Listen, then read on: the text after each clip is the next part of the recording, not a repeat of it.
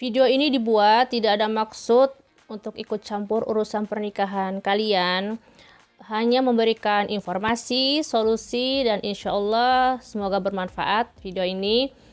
Hai guys, assalamualaikum warahmatullahi wabarakatuh. Welcome back to my channel Aisyah Devi Official, channel yang membahas tentang Maroko, khususnya tentang pernikahan ataupun hal-hal yang berkaitan dengan Maroko ataupun Arab. Bagi mbak-mbaknya yang saat ini menjalani LDR dengan pasangannya orang Maroko dan bingung mau nikah di mana, nikah di Maroko atau di Indonesia. Nah, di video kali ini aku hanya menjelaskan alasannya kenapa misalkan kalian harus nikah di Maroko gitu ya. Pertama, alasan pekerjaan. Ini ada beberapa pekerjaan yang mana pria Maroko itu sangat sulit bahkan tidak bisa pergi ke luar negeri gitu, tidak hanya ke Indonesia ya, tidak bisa gitulah. Yang pertama, profesi tentara. Profesi tentara ini sudah dikontrak pemerintah ya. Biasanya tentara itu tugasnya ada yang tugasnya dijaga perbatasan wilayah Maroko Aljazair ataupun menjaga perbatasan antara Maroko, Mauritania, atau ditugaskan di Sahara di selatan atau ditugaskan di Marrakesh gitu ya. Nah, profesi tentara ini sangat sulit untuk pergi ke luar negeri. Kalau nggak bisa ke luar negeri, solusinya apa? Kalian menikah di Maroko gitu ya. Oke. Yang kedua, profesi polisi. Polisi juga profesi yang sangat sulit juga bagi mereka untuk pergi ke luar negeri. Meskipun bisa gitu, dengan izin tentunya ya. Kalau misalkan dia seorang polisi gitu ya, calon kalian itu seorang polisi dan sulit untuk pergi ke luar negeri, solusinya apa? Menikah di Maroko. Oke. Profesi yang ketiga ini adalah pekerjaan yang dia itu dikontrak. Misalkan dia dikontrak bekerja di suatu perusahaan, sebuah perusahaan 3 tahun ataupun 5 tahun gitu ya, yang mana dia nggak bisa keluar negeri, bisa pulang kampung tapi nggak bisa keluar negeri gitu guys. Jadi 3 profesi ini sulit untuk para pria Maroko calon kalian itu untuk pergi ke luar negeri ya. Profesi tentara, polisi, dan yang pekerjaan yang dikontrak gitu ya, kontrak kerja gitu. Mereka bisa pulang kampung ya, bisa karena suami juga punya sepupu, dia tentara dan bisa beberapa waktu saja gitu loh pulang kampung ke desanya gitu di provinsi Khemiset. Sedangkan sepupunya suami itu dia jadi tentara, kerjanya itu jaga di Marrakesh. Karena aku pernah ketemu dia di Marrakesh waktu jalan-jalan ke Marrakesh itu. Nah, profesi polisi juga karena pamannya suami juga seorang polisi gitu. Jadi dia tuh nggak bisa pulang kampung setiap saat gitu. Jadi kapan dia punya cuti ataupun dapat izin dia bisa pulang ke kampung halamannya di Khemiset ya gitu guys. Dan juga pekerjaannya dikontrak. Mereka bisa pulang kampung tapi cukup sulit untuk keluar negeri karena ngurusin pernikahan itu kan nggak bisa dengan waktu yang singkat ya. Contohnya aja suami gitu. Suami dulu itu pergi ke Indonesia aja itu cuma 1 bulan dan itu kurang ya. Jadi selama 1 bulan itu hanya ngurus CNI, menikah, langsung aku dibawa ke Maroko. Setelah 3 bulan tinggal di Maroko, balik lagi ke Indonesia, lanjut ngurusin dokumen yang belum selesai. Itu kisah pernikahan aku ya guys, yang cukup ribet. Untuk profesi dokter ini juga cukup sulit sih bagi seorang dokter untuk pergi ke luar negeri gitu, kecuali memang dia dapat cuti sebulan misalkan bisa keluar negeri 1 bulan gitu, tapi nggak bisa lama-lama ya dokter. Guru bisa, guru insya Allah bisa, karena guru ini dia punya liburan musim panas gitu ya. Jadi di Maroko ini kan negara 4 musim. Saat musim panas itu ada libur musim panas biasanya di bulan Agustus.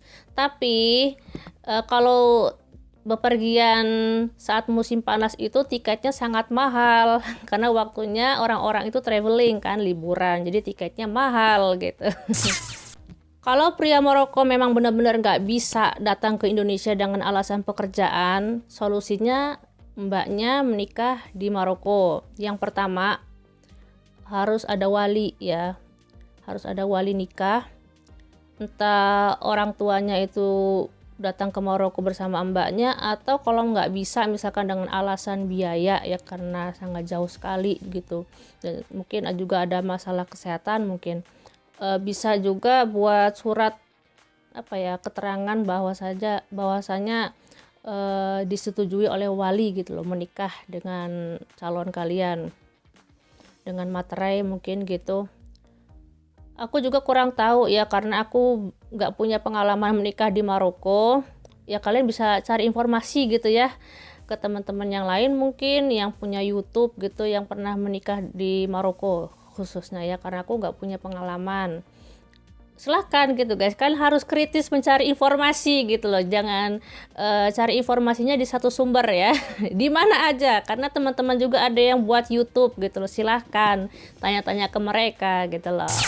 Yang aku dengar juga, WNI yang ingin menikah di Maroko harus buat CNI. Jadi CNI itu adalah surat izin menikah di Maroko gitu. Kalau WNA Maroko ingin menikah di Indonesia, buat CNI-nya di Kedubes Maroko ya. Kalau WNI mau menikah di Maroko, buat CNI-nya di KBRI di Rabat. Nah itu. Untuk syarat-syarat dan dokumennya bisa tanya langsung ke mereka, ke KBRI di Rabat. Nomornya insya Allah akan aku share secara pribadi aja. Meskipun kata mereka bilang nggak apa-apa di-share aja gitu nomornya. Karena memang banyak yang tanya ya tentang pernikahan, dan aku juga sering nggak sering sih, kadang-kadang konsul gitu ke KBRI, gimana ini syaratnya gini-gini. Ya meskipun jauh alhamdulillah ya bisa kontek-kontekan gitu kan, aku di Khemisen sedangkan KBRI di Rabat gitu, alhamdulillah bisa kontek-kontekan dan bisa membantu kalian juga jadi penengah gitu ya, memberi informasi untuk kalian gitu meskipun jaraknya jauh. Ada yang tanya, Kak, kantor kedutaan besar Maroko di mana? Ya, pastinya tidak di Maroko ya. Kantor kedutaan besar Maroko itu ada di Indonesia, tepatnya di Jakarta Selatan. Untuk alamatnya aku agak lupa. Kalian googling aja ya. Pokoknya informasi yang kalian butuhkan itu kalian cari di Google. Karena dulu itu aku sama sekali nggak dapat informasi dari siapapun, tidak dari YouTuber, tidak dari website juga gitu. Jadi carinya tuh di Google, ketik misalkan alamat kedutaan besar Maroko, ada itu guys, ada kapan mereka buka, kapan mereka tutup, itu ada jelas di Google itu ataupun di website gitu ya. Kalau dulu zaman aku nggak ada selengkap ini gitu loh. Yang aku dapat informasi kebanyakan dari bahasa Inggris gitu ya. Jadi sekarang alhamdulillah gitu, aku bisa share hal-hal kayak gini ini yang mana jarang di-share orang Indonesia, dan kita bisa share di YouTube ini gitu. Satu lagi, ini untuk meminimalisir keuangan kalian ketika membuat dokumen-dokumen ya, kayak membuat CNI gitu, biar nggak banyak biaya, kalian ngekos aja di daerah situ. Kalau misalkan kalian nggak mau booking hotel karena mahal gitu ya, ngekos aja 2 kamar gitu buat kalian dengan calon gitu, kalian atau dengan keluarga dengan calon gitu. Karena aku juga ngekos gitu, nggak berdua aja gitu ya. Kan belum nikah saat itu, jadi ngekos 2 kamar, kamar aku sendiri, kamar suami dia, suami dengan ayahnya sendiri gitu. Baru kalau sudah menikah nggak apa-apa 1 kamar. Kalian yang sudah LDRan dengan orang Maroko cukup lama, obrolin mau nikah di Maroko atau di Indonesia. Kalau menikah di Maroko alasan pekerjaan menurut aku masih oke gitu loh. Tapi kalau menikah di Maroko, mbaknya khususnya hanya karena calonnya nggak punya uang, itu alasan apa? Ya, menurut aku nggak oke alasan seperti itu. Alasan nggak punya uang lalu ngajak mbaknya menikah di Maroko yang nanggung semua biayanya mbaknya, dokumen segala macam. Itu nggak oke banget bagi aku guys ya. Laki-laki yang seperti itu, laki-laki itu kalau berani mencintai wanita ya harus mau berkorban gitu, berkorban harta gitu ya, mengarungi samudra dan benua. Iya, masya Allah lah, pria-pria Maroko yang sudah menikahi wanita-wanita Indonesia itu masya Allah, mereka tuh berani ya, mereka tuh pria-pria berani yang berani mengarungi samudra dan benua, karena Afrika tuh di ujung ya, ujung Afrika Utara bagian barat dan Indonesia di ujung gitu.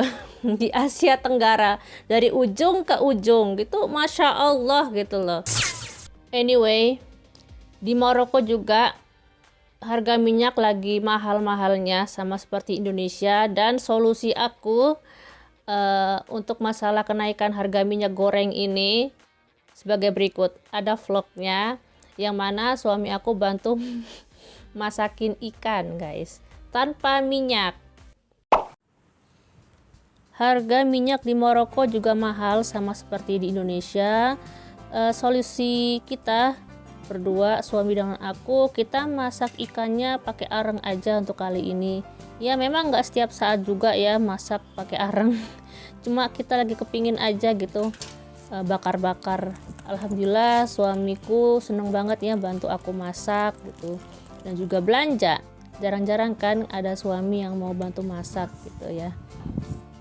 Aku sebenarnya nggak begitu shock banget harga minyak mahal, karena aku jarang banget goreng-goreng, karena nggak suka makan gorengan. Paling yang goreng ikan seminggu 2 kali atau goreng telur gitu untuk anak, itu aja. Oke guys, semoga video kali ini bermanfaat. Thank you for watching and see you on the next video. Bye.